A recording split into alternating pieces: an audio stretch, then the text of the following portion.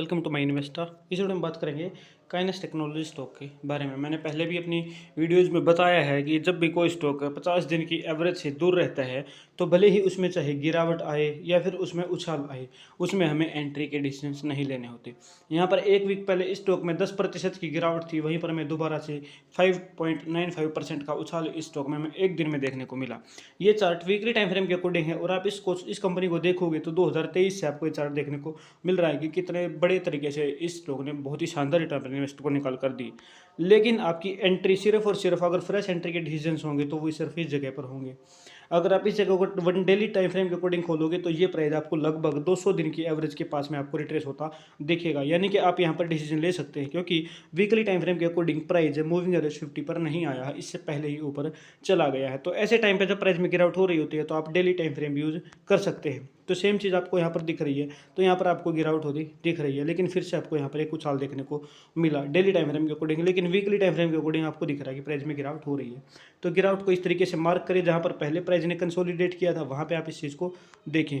तो जब आप इसका डेली टाइम फ्रेम का चार्ट खोलते हैं तो आपको चीज़ें समझ आती हैं। यहाँ पर आपको दिख रहा है कि हाँ प्राइस ने ब्रेकआउट दिया, ठीक है, नीचे की तरफ इसने 50 दिन के एवरेज को ब्रेकआउट दिया। तो आपका टारगेट होना चाहिए था या तो ये जो प्राइस है यहाँ पर जो आपको दिख रहा है कि जहाँ पर इसने डबल टॉप यानी कि इस प्राइस रेंज को बार बार रजिस्टेंस की तरह यूज किया, 3 बार इसको रजिस्ट किया, फिर इसको ब्रेकआउट दिया, ऊपर गया, ठीक है। तो आपको इस जगह को मार्क कर लेना है, यानी कि लगभग 5,870 रुपये के आसपास प्राइस आएगा। तो अब आपको ये कैंडल दिख रही है, ठीक है। अब बात करते हैं प्रेजेंट की।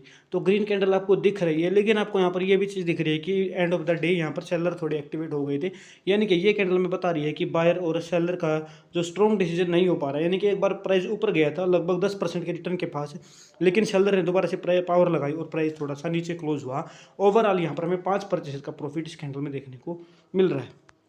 प्रेजेंट में क्या डिसीजन हो सकते हैं अब अगर की जो प्राइस है वो दोबारा से 6,348 से ऊपर ही क्लोज रहता है, यानी कि जैसे कि 6,550 के ऊपर क्लोजिंग है ये, ठीक है, यानी कि 6,550 की क्लोजिंग है। तो अब अगले दिन अगर प्राइस 6,348 से ऊपर क्लोज रहता तो फिर हमें यहाँ पर इस जो हमारे जो टारगेट रहेंगे वो इस तरीके से हमारा जो टारगेट ये रहेंगे, जिसके लिए पिवट इंडिकेटर भी यूज कर सकते हैं। मैं से भी रजिस्टर्ड नहीं हूँ, कोई सलाह नहीं है इन्वेस्टमेंट की, लेकिन आप इस चीज़ को देखिए और समझिए।